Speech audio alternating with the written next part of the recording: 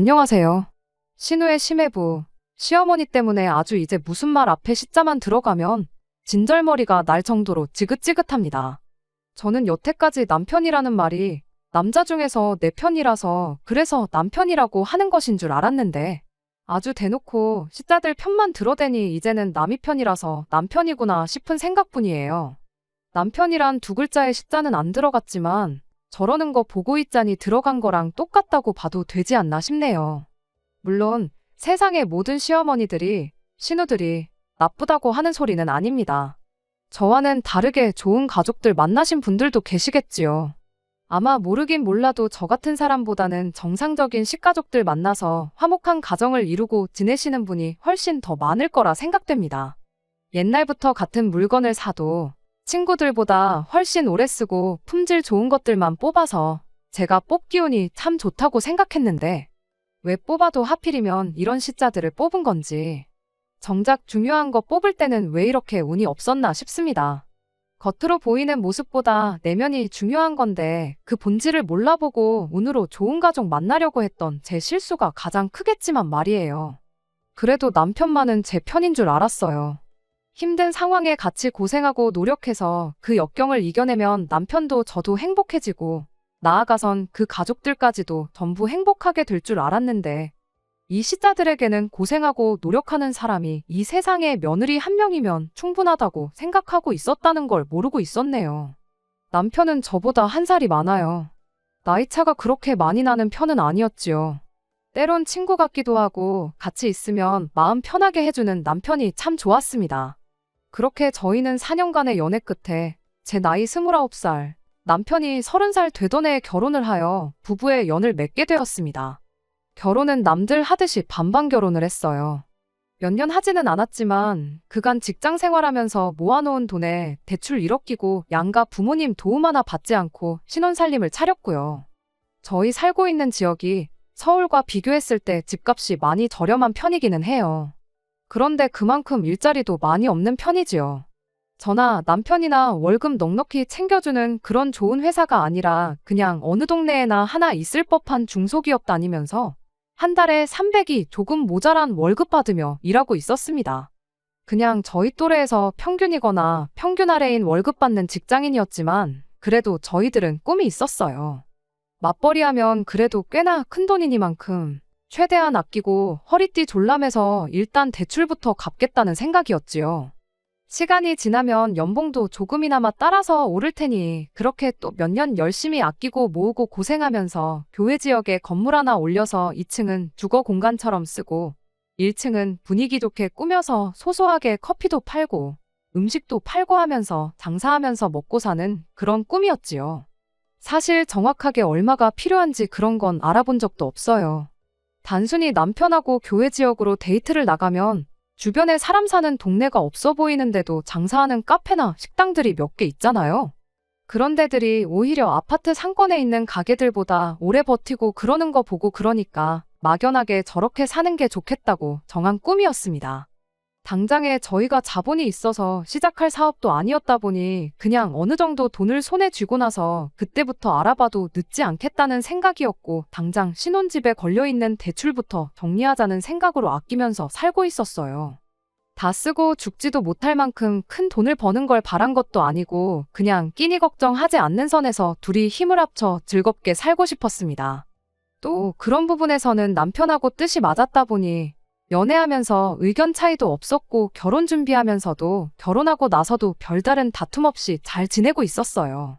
다만 저희 시부모님, 특히 시어머니는 이런 저희들의 계획을 좋아하지는 않았습니다. 사람이 꿈을 크게 가져야지 돈도 큰 포부만큼 따라오는 법이라고 하면서 니들이 꿈이 작으니까 돈을 못 버는 거다 하는 식으로 말을 하곤 하셨어요. 아무리 교외 지역이라도 땅 사고 건물 올리고 하는데 들어가는 돈이 한 푼 두 푼이 아닐 텐데 시어머니가 생각하는 큰 포부가 얼마나 대단한 걸 목표로 해야 하는지 저희 입장에선 도무지 감이 잡히질 않았습니다. 시어머니는 늘 세상에 돈만한 게 없다고 돈돈거리며 모든 걸 돈에 연관지어서 말하는 돈 타령을 하시는 그런 분이셨어요. 그냥 돈돈거리며 잔소리만 하셨다면 그냥저냥 넘어갔을 텐데 그러면서 꼭 저희를 신우네랑 비교를 하기까지 하셨죠. 남편한테는 네 매형 버는 거 반만 벌어보라면서 항상 심해부와 저희 남편을 비교했지요. 당신 자식인 아들한테만 싫은 소리를 했다면 그나마 괜찮았을 텐데 꼭 그렇게 남편한테 한 소리 하고 나면 저랑 신우를 비교했어요. 집안에 여자가 욕심이 많아야지 되는 거라고, 그래야 남자가 밖에 나가서 돈을 잘 벌어오는 법이라면서 말이죠. 그러면서 당신은 아들, 그러니까 남편이 큰 돈을 벌 수 있는 가능성을 가지고 있는데 제가 그 앞길을 막고 있다는 듯이 이야기했습니다. 모처럼 자식 교육 잘 시켜서 장가 보냈는데 큰 돈을 벌 능력이 충분한 애를 제대로 써먹지 못하는 제 잘못이라면서 저희들 월급이 300만 원 언저리인 게 마치 제 탓인 것처럼 이야기를 하셨죠. 남편 위로 3살 차이 나는 누나가 한 명 있습니다. 저희가 결혼했을 때 신우는 이미 벌써 애도 2이나 있었고 결혼 생활도 5년 차를 넘기고 있었어요. 심해부는 신우보다 7살이 더 많은 사람이고요. 욕심을 내는 만큼 벌이도 따라온다는 시어머니 말이 무조건 틀렸다고 할 수는 없지만 받아들이기 힘든 부분이 너무나도 많았습니다.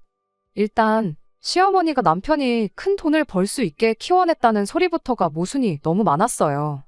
남편이 어려서부터 손재주가 좋은 편이고 그중에서도 음식하는 걸 참 좋아했었다고 해요.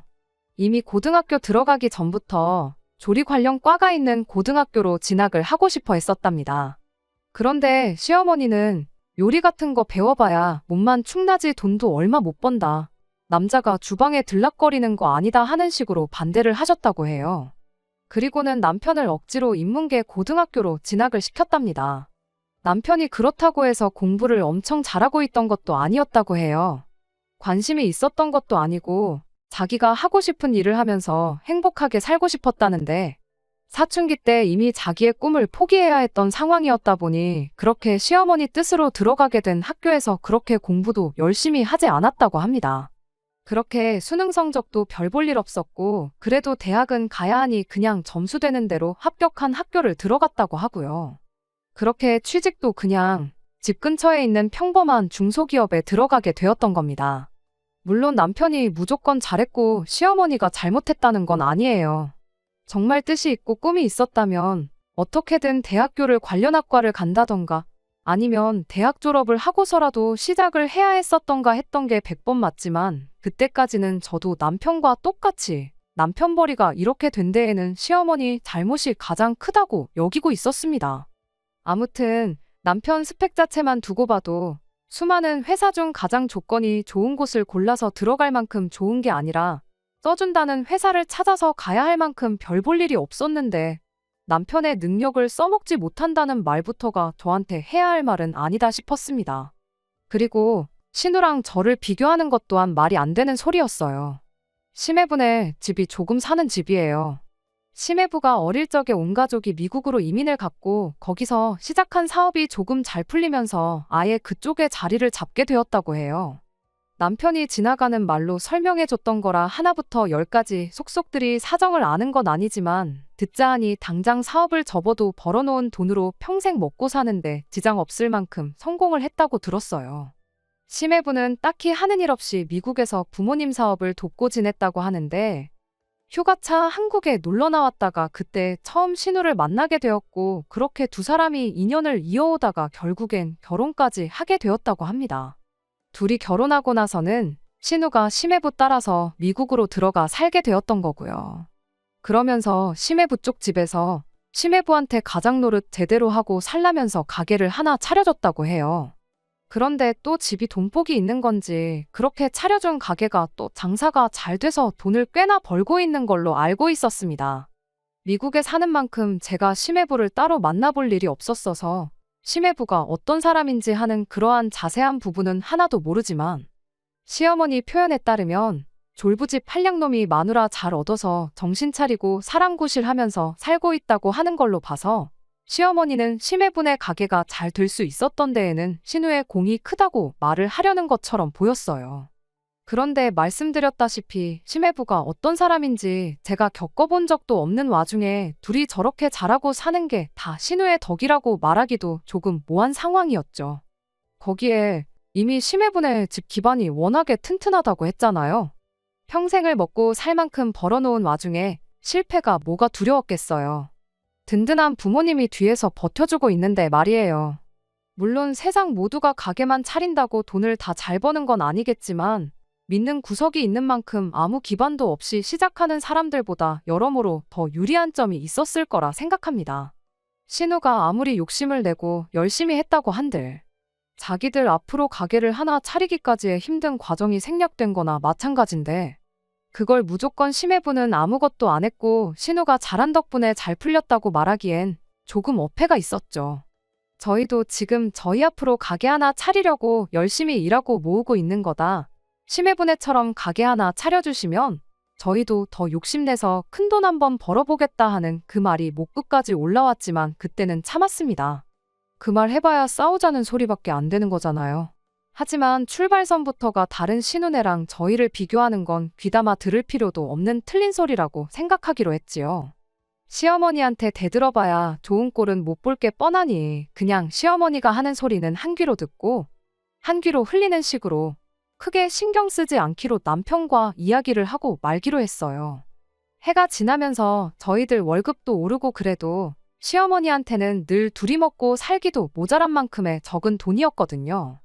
대체 한 달에 얼마를 벌어와야 만족하실지도 모르겠고 시어머니가 원하는 만큼의 돈을 못 번다고 한들 저희가 하루하루를 그냥 시간 때우며 허송세월 보내는 것도 아니었다 보니 그냥 저희들이 만족하는 선에서 꿈을 이루기 위해 최대한 아끼고 모으며 하루하루를 충실하게 살고 싶은 생각뿐이었어요.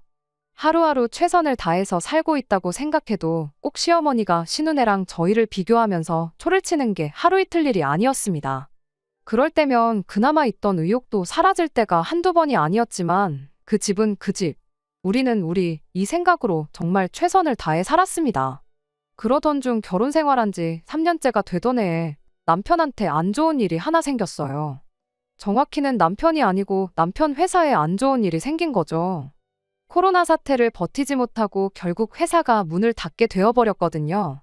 그래도 10년 가까이 일해왔고 연차수도 상당한 만큼 직급도 오르고 월급도 이제 300만 원 중반까지 올라가게 되었는데 남은 대출도 얼마 남지 않은 상황에서 갑자기 남편 직장이 사라지게 되니 저희도 정말 절망적이었어요.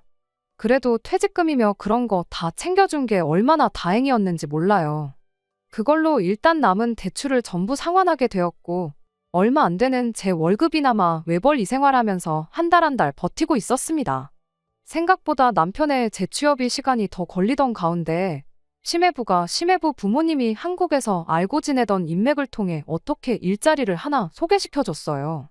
시어머니도 그렇고 신우까지 국제전화를 걸어와서는 마치 저희가 심해부한테 엄청난 은혜를 입었고 평생을 고마워하면서 살아야 한다는 식으로 생색을 내기 시작했죠. 반년 동안 재취업을 못하는 가운데 일자리를 소개시켜준 건 당연히 고마운 일이지만 저는 그게 그렇게 고맙거나 하지는 않았습니다. 왜냐하면 일단 월급부터가 형편없었어요. 시어머니처럼 제가 돈에 연연하는 사람은 아니지만 고작 최저시급보다 몇만 원 더 쳐주는 월급은 정말 말도 안 된다는 생각이었거든요. 남편이 그동안 해왔던 일과는 또 전혀 다른 일이다 보니 경력 같은 걸 쳐줄 수가 없어서 월급을 최소한밖에 못 쳐준다고 했다는데 아는 사람이 소개시켜줬다고 없던 경력까지 인정해서 월급을 더 쳐줘야 한다고 하는 소리는 아니지만 오히려 제 생각에는 아는 사람이 소개시켜줬다고 사람을 아주 싼 값에 대충 부려먹으려는 속셈이구나 하는 느낌밖에 들지 않았습니다. 굳이 해본 적도 없는 일을 최저시급 받으면서 할 바엔 차라리 좀 더 시간을 두고 그간 일해온 경력을 살릴 수 있는 일을 찾거나 아니면 저희가 가게를 하나 차릴 생각이 있으니 똑같이 적은 돈 받을 거면 그때를 대비해 비슷한 가게에 일자리를 구해서 돈을 버는 게 더 낫지 않나 싶었어요. 그럼 적어도 가게가 어떤 식으로 돌아가는지 정도는 안 가르쳐줘도 눈칫밥으로 배울 수 있는 거 아니겠나요? 똑같이 200만 원 받을 거면 차라리 저희들 앞길에 도움이 되는 일을 하는 게 좋겠다는 생각이었어요. 하지만 남편은 끝까지 심해부가 소개해준 그 회사를 들어가겠다고 고집을 부리기 시작했습니다. 저한테 말은 안 했지만 심해부 말이 연차수가 어느 정도 쌓이면 자기 노력여하에 따라서 월급을 400, 500은 받아갈 수 있는 그런 회사라는 이야기를 했다는 겁니다. 받아갈 수 있다는 건 아닐 수도 있다는 이야기지 않냐고 했더니 그래도 매형이 다 뜻이 있으니 그 회사에 나를 꽂아준 것 아니겠냐며 끝까지 제 말보다는 심해부의 말을 맹신하기 시작했어요. 가게에서 일하면 제 말대로 그쪽 업계가 어떻게 돌아가는지는 배울 수가 있지만 돈이 오르는 속도가 다르지 않냐며. 먹는 장사는 일주일만 배워도 누구나 할 수 있는 거라고 그건 그때 가서 배우는 게 낫다고 고집을 부려댔습니다. 그렇게 제 연봉 5천에 남편 3천에서 1년에 8천만 원 가지고 다시 살림을 꾸려나가야 했습니다. 그때까지는 줄어든 만큼 더 아끼고 살면 되는 거 아니냐는 생각이었고 남편이 말했던 대로 시간 지나면 거기서 받는 돈도 올라갈 테니 그냥 결혼 생활 처음 시작했을 때로 돌아갔다 그렇게 생각하기로 했어요. 그때도 살았는데 달에 버는 돈 줄었다고 해서 저랑 남편 사이에 무슨 문제나 생기겠나 그런 생각이었습니다. 그런데 문제는 그렇게 남편이 다시 일을 시작하고 2년이 더 지나 올해가 되었는데도 남편 월급이 그렇게 크게 오르지 않았다는 게 문제였죠. 일 시작할 때는 몰랐지만 거기도 코로나 시기를 넘기면서 상황이 많이 안 좋아졌다고 하더라고요. 남편의 노력 여하에 따라 다시 그 회사가 잘 돌아가면 월급 500씩 주는 것도 문제없다는 식으로 이야기를 했다는데 솔직히 그게 어떻게든 남편을 싼값에 부려먹기 위해 붙들어 놓을 허울 좋은 변명에 불과하지 남편 혼자 노력한다고 해서 될 것 같지는 않아 보였습니다. 그래도 남편은 심해부가 그 자리를 자기에게 꽂아준 데에는 그만한 이유가 있을 거라며 끝까지 믿음을 저버리지 않던 게 문제였어요. 그런데 올해 봄에 난데없이 신혼애가 한국에 들어오게 되면서 그러면서 저와 남편의 사이도 점점 더 걷잡을 수 없이 갈라지기 시작했습니다. 이렇다 저렇다 할 연락도 없이 신혼애가 심해부랑 애들 둘까지 데리고 갑자기 한국에 귀국을 했어요. 짐 싸들고 온 걸 보니 하루 이틀 지내다가 갈 사람들처럼 보이지는 않았습니다. 무슨 일로 왔는가 했더니 신우가 애들 교육을 한국에서 좀 시키고 싶어서 데리고 왔다고 하더군요. 남들은 다 1살이라도 어릴 때 미국에 보내고 싶어서 안달인데 신우는 반대로 애들을 미국에서 한국으로 데리고 온 거였어요. 이유는 굉장히 그럴싸했습니다. 애국자가 따로 없었지요. 애들의 뿌리가 한국에 있음을 알려주고 싶어서 한국으로 데리고 왔다는 거예요. 그리고 어차피 애들이 모국어가 영어고 한국어는 제2외국어나 마찬가지라면서 영어 교육은 따로 할 필요도 없다고 하더군요. 오히려 수학 같은 거 생각하면 한국에서 공부시키고 미국으로 돌아가는 편이 월등하게 거기 애들보다 수준 차이를 보여준다고 하는데 저야 살아본 적도 없는 나라다 보니 신우 말이 맞는 말 같으면서도 이제 겨우 10살 된 애들한테 산수면 모를까 수학이 웬 말이냐 싶기도 했습니다. 사업은 어쩌고 왔냐니까 거기에 신우네 시부모님도 계시고 믿음직한 직원이 있어서 직원한테 수입의 절반을 갖게 해주는 조건으로 가게를 그냥 맡겨두고 왔다고 하더군요. 신우네는 그렇게 애들 중학교까지만 여기서 졸업시키고 미국에 돌아갈 계획이라면서 말이죠. 제 상식으로는 이해가 가지 않는 이야기들을 하고 있는데 그냥 그쪽 동네는 그렇게 돌아가는구나 하고 말았습니다. 솔직히 그때까지만 해도 시어머니 잔소리를 제외하면 신은혜가 저희 앞길에 그렇게 큰 문제가 될 거라 생각하지는 않았거든요. 그런데 그게 아니었어요. 신우가 귀국한 지 1달도 안 돼서 일을 하나 아주 크게 터뜨려줬지요. 연락도 없이 저희 집에 찾아와 말도 안 되는 부탁을 하나 해오더군요. 원래 신은혜가 처음에 한국 들어와서는 시댁에서 시부모님과 같이 지내고 있었어요. 그런데 1달 지나서 지내다 보니까 애들 둘의 심해부까지 5 식구가 지내기에는 집이 너무 번잡하다 하고 거기에 심해부는 또 장인장모 그러니까 시부모님한테 너무 신세를 지고 있는 건가 싶어 불편해하고 반대로 시부모님 또한 심해부가 어려운 건지 조금 사위 눈치를 보시는 것 같다고 말을 꺼내더군요. 그러더니 난데없이 저희한테 저희 집을 비워달라는 소리를 하더라고요. 지들이 우리 집에서 지낼 테니 저희 보고 시댁에 들어가서 시부모님 모시고 살라고 하는 소리였죠. 말도 안 되는 소리에 어이없는 와중에 남편은 저랑 상의 한마디 없이 언제까지 집을 비워주면 되겠냐며 날짜를 조정하기까지 하는 겁니다. 제가 깜짝 놀라서 뭔 소리를 하는 거냐고 남편 말 급하게 잘라버리고 불편한 건 알겠는데 왜 저희가 집을 비워줘야 하는지는 잘 모르겠다고 애둘러서 거절을 했어요. 그랬더니 신우가 말도 안 되는 소리를 꺼내는 겁니다. 원래 시부모 입장에서는 며느리가 사위보다 훨씬 더 편한 법인 거 모르냐고요. 저희가 집만 비워주면 시어머니도 불편할 일 없고 자기들도 마음이 편하니 일석이조 아니냐고 말도 안 되는 소리를 하는 거 아니겠나요? 멀쩡한 우리 집 비워주고 시부모 모시고 사는 저희 불편할 건 생각 안 하시냐 했더니 두 집안 불편한 것보다 한 집만 불편한 게 훨 낫지 않느냐는 소리를 하대요.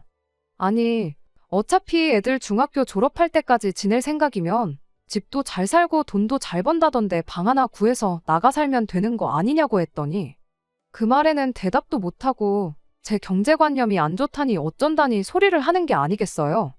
막무가내로 우리 집을 생짜배기로 내놓으라는데 더 상대할 필요도 없겠다 싶어서 우리 집 비워줄 생각은 없으니 시댁에서 지내는 거 하루빨리 익숙해지던가 하시라 말하고 그만 돌아가라 했습니다.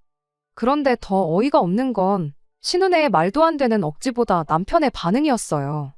신우네를 그렇게 보내놓으기가 무섭게 저보고 가족끼리 왜 이렇게 협조를 안 하느냐며 성질을 부리기 시작했으니까요.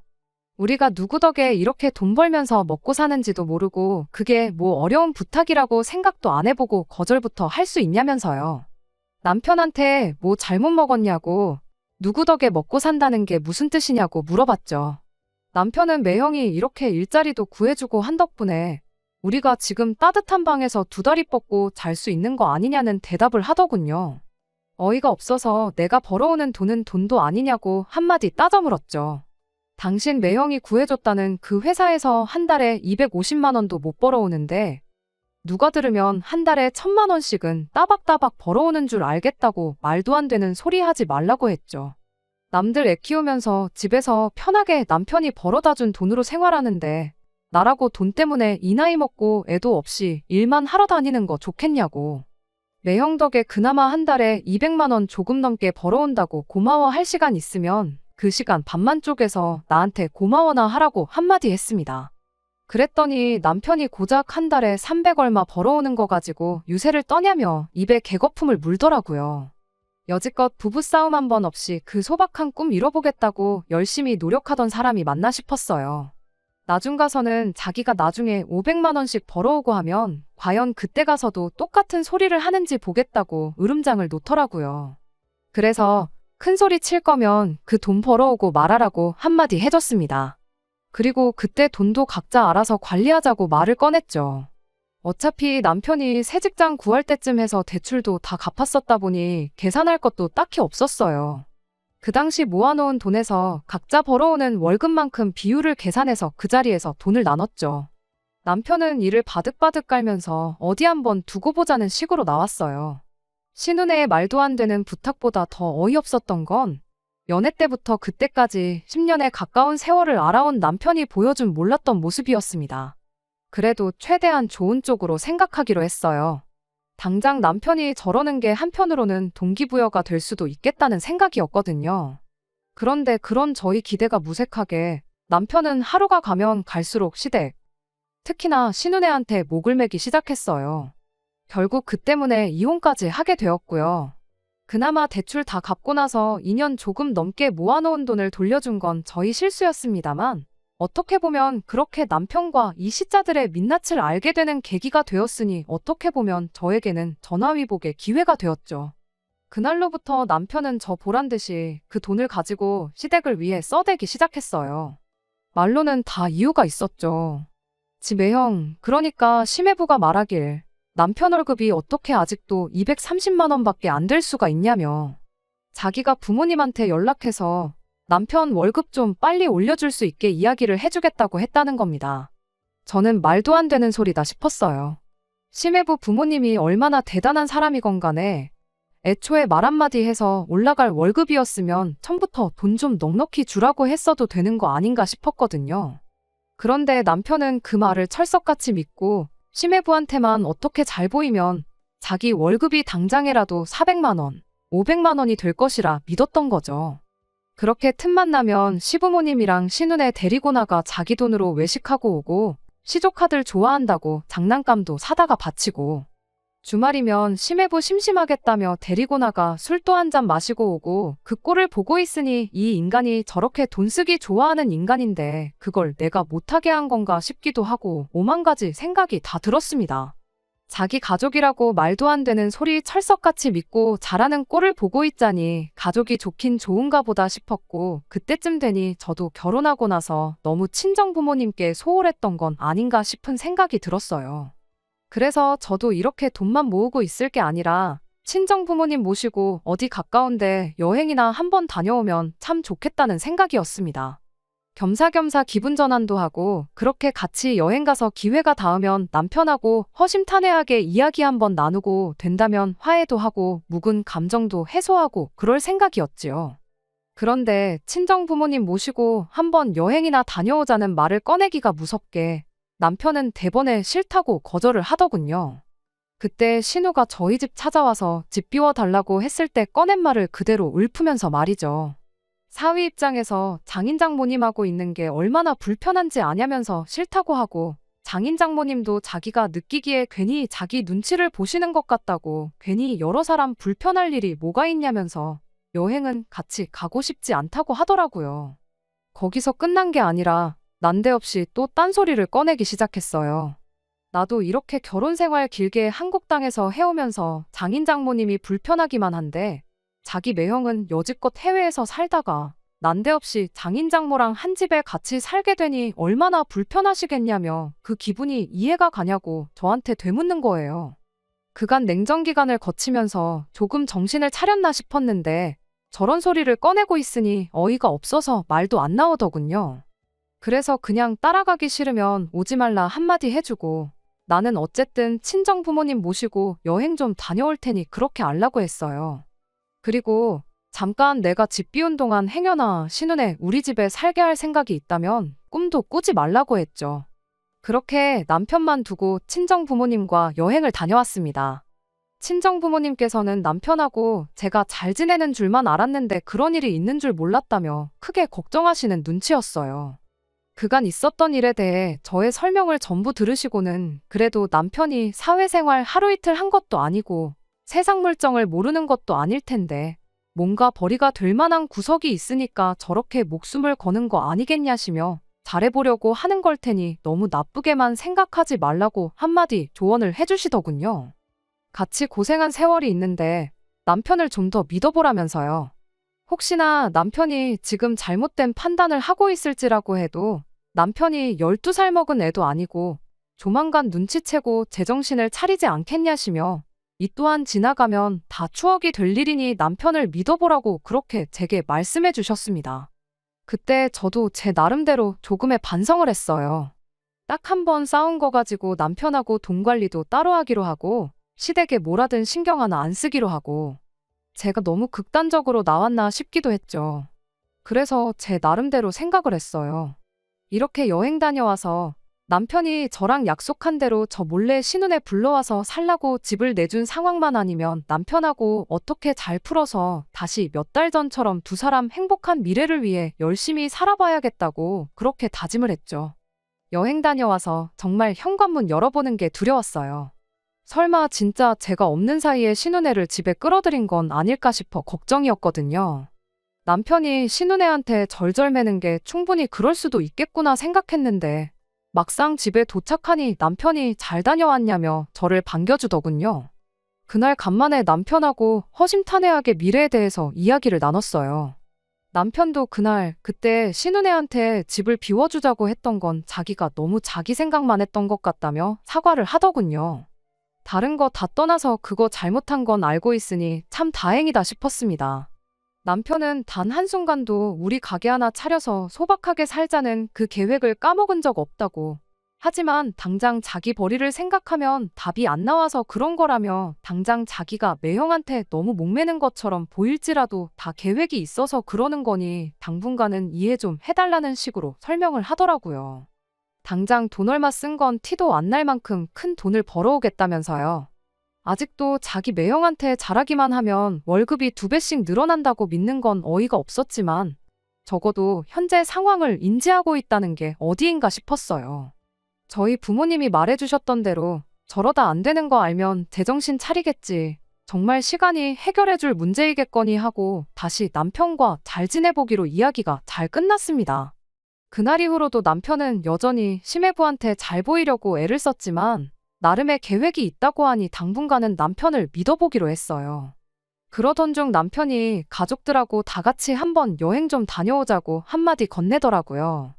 마음 같아서는 남편이 했던 대로 똑같이 나는 시부모님이며 신우내며 불편하니까 당신만 다녀오라고 하고 싶었지만 잘 지내기로 다짐한 지 얼마나 됐다고 치사하게 구는 게 조금 웃긴 것 같아서 그러자고 대답했죠. 그렇게 여행 가기로 한 날 당일이 돼서 시댁에 모였어요. 3박 4일 일정으로 가깝게 제주도를 다녀오기로 되어 있었고 시댁에 도착하니 전부 다 가방 싸놓고 만반의 준비를 하고 있는 게 간만에 여행이라 기대가 아주 큰 듯 싶어 보였습니다. 그런데 대뜸 신우가 시조카들한테 그럼 엄마 없는 동안 외숙모가 엄마나 마찬가지라고 외숙모 말 잘 듣고 있으라는 소리를 하더니 심해부랑 둘이 지들 가방만 챙겨서 쪼르르 나가더라고요. 이게 무슨 소린가 싶어서 나가는 신우 붙잡고 다 같이 가는 가족여행 아니었냐고 가긴 어딜 가시냐고 한마디 물었어요. 그랬더니 신우가 우리는 단둘이 해외여행 좀 다녀올 계획이라며 그동안 애들 좀 부탁한다고 대충 한마디 하고는 그대로 심해부랑 같이 지갈길을 가더군요. 어이가 없어서 나가는 신우네를 뒤로 하고 남편한테 이게 무슨 상황이냐고 물었죠. 그랬더니 남편이 아무래도 매형이 우리 부모님을 불편해하시니까 누나네는 누나네 따로 여행을 가고 우리끼리 다녀오는 게 더 낫겠다 싶어서 이렇게 하기로 했다는 겁니다. 제가 계속 어이없다는 반응을 보이니 남편이 오히려 적반하장으로 여기까지 와서 왜 이러냐며 짜증을 내기 시작했어요. 자기가 다 설명하지 않았냐고 당분간은 매형한테 잘 보여야지 우리 앞길이 풀리는 거 알지 않느냐면서 저보고 협조 좀 하라는 거예요. 그래서 나라고 뭐 신우네랑 맨날 비교질만 해대는 당신 부모님이 편하기만 한 줄 아냐고 그런데 그것도 모자라서 신우네는 해외여행 보내고 나는 여행지 따라가서 시부모님 챙기고 보모 노릇까지 해야 되는 거냐고 그럴 생각 없다고 여행은 시부모님의 조카들까지 데리고 당신 혼자 다녀오라고 하고 그대로 시댁을 빠져나왔습니다. 그랬더니 남편이 시댁 바깥까지 쫓아나와서는 그럼 자기 혼자 다녀올 테니 조카들만이라도 그동안 제가 데리고 있어주면 안 되냐는 소리를 하더군요. 누나네 보고 다시 돌아오라고 할 수도 없는 노릇이고 애들만 집에 혼자 둘 수도 없는 노릇 아니겠냐면서요. 그때 딱 깨달았어요. 저한테는 남편이 신우네한테 절절매는 꼴을 볼 만큼의 인내심이 남아있지 않다는 것 그리고 남편한테는 자기가 신우네한테 하듯이 저 또한 똑같이 신우네한테 알아서 기어야 하는 사람 중 하나일 뿐 그 이상도 그 이하도 아니란 것을 말이죠. 암만 자기 장래가 걸려있다지만 제가 희생해야 하는 건 당연한 거고 그 과정에 저랑은 그 어떤 상의도 필요하지 않다고 생각하는 사람하고 앞으로 어떤 미래를 기대해도 제가 생각한 그 미래와는 전혀 다른 결과물밖에 없겠구나 하는 심정이었죠. 그래서 그 길로 다시 남편 데리고 시댁으로 쳐들어가서 시부모님 보는 앞에서 이혼하겠다고 당당하게 한마디 던져줬어요. 그러면서 시어머니한테도 한마디 했습니다. 어머님 말대로 저도 돈 욕심 좀 부려보려고 했더니 남편이라는 작자가 어떻게 돈 벌어올 생각은 안 하고 지 누나한테 퍼줄 생각밖에 없어 보여서 못 살겠다고요. 아무래도 신우 욕심이 제 욕심보다 강해서 동생 돈까지 자기 돈으로 만들고 싶은가 본데 제가 신우 욕심을 이겨먹을 깜냥은 안 되는 것 같고 대신 아드님 돌려드릴 테니 아드님 돈까지 보태서 어머님 사위 부자 만들어주고 어머님 아버님은 그 돈으로 호강하시라 말하고 그렇게 이혼 선언하고 집에 돌아왔습니다. 그 와중에 시조카 어떻게든 챙겨서 여행 다녀올 생각은 없었는지 남편은 그날로 여행을 취소해버리고 몇 시간 지나지 않아서 집으로 따라 들어왔어요. 지 누나한테 죽어도 애들은 데려가라는 연락이 하고 싶지는 않았는지 기어이 가족여행 취소해버리고 조카들 시부모님한테 떠넘기고 온 남편 모습을 보니 이혼 선언을 해도 100번 잘했구나 싶은 마음뿐이었습니다. 남편한테 다른 거 다 필요 없으니 이 집값의 절반만 나한테 돌려달라고 했어요. 그것만 해주면 이 집에서 시부모를 모시고 살든 신우네를 데리고 살든 아예 신우한테 집을 양보해주던 나는 아무 상관도 안 하겠다고요. 남편은 그 와중에도 누나네 살게 할 집은 지켜야겠다고 생각한 건지 어떻게 시부모님한테 돈까지 빌려다가 재산 분할을 해줬어요. 그렇게 4주간의 숙려 기간을 가진 끝에 저희는 결국 이혼을 하게 되었습니다. 이혼 신고하러 가는 그날까지 저보고 땅을 치고 후회하지 말라며 조금만 더 있으면 한 달에 500만 원씩 벌어올 텐데 그걸 못 기다리고 이혼을 선택한 네 잘못이라며 으름장을 놓던 인간이었는데 얼마 전 저희 친정까지 찾아와서 저와 저희 부모님 앞에 무릎까지 꿇으며 저랑 다시 시작하고 싶다고 싹싹 비는 일이 있었습니다. 알고 보니 신혼애가 사실 애들 교육 때문에 한국에 들어온 게 아니었대요. 심해분의 부모님이 신혼애한테 차려준 가게가 잘 되던 건 사실이었는데 그렇게 번 돈을 가지고 신우랑 심해부가 둘이서 카지노를 들락거렸다고 하더라고요. 그렇게 가게로 번 돈은 물론이고 빚까지 져가면서 도박을 해대다가 신혼애 시댁에서 가게도 도로 가져가 버리고 금전적인 지원도 다 끊어버렸다는 거예요. 그렇게 미국에서 빚 때문에 주변 사람들한테 이리 치이고 저리 치이다가 아예 가족들이 전부 한국으로 도망을 나왔던 거였고요. 심해부한테 잘 보이면 한 달에 500만 원 버는 건 일도 아니라더니 심해부도 일자리를 찾다 못 구해서 결국 같은 회사에서 둘이 250만 원도 안 되는 돈 받으면서 일하고 있다고 합니다. 뭐 두 남자가 같이 벌어서 500이니 어떻게 보면 틀린 말은 아니지 않냐고 원하던 대로 된 건데 나랑 다시 시작할 이유가 뭐가 있냐고 시원하게 거절 한마디 해주고 친정집에서 남편을 쫓아냈습니다. 조강지쳐 버리고 가족들을 선택한 인간의 최후가 그런 꼴이라니 어떻게 보면 당연한 일 아닌가 싶어요. 남편을 못 믿어준 제가 너무했나 싶을 때도 있었지만 믿었다면 아마 제 남은 인생 평생을 시댁 종노릇하며 살아야 하지 않았을까 생각하면 이렇게 이혼하게 된 게 정말 다행일 수가 없습니다. 남편이 지 가족들 챙기듯이 저도 제 가족 챙기면서 그렇게 살아야겠어요. 보란듯이 잘 살아서 남편이 평생을 두고 후회하게 만들어주고 싶은 마음뿐입니다. 끝까지 들어주셔서 감사합니다. 오늘의 사연은 여기까지입니다. 구독과 좋아요, 알람 설정 부탁드리고 더 좋은 사연으로 다시 찾아뵙겠습니다. 감사합니다.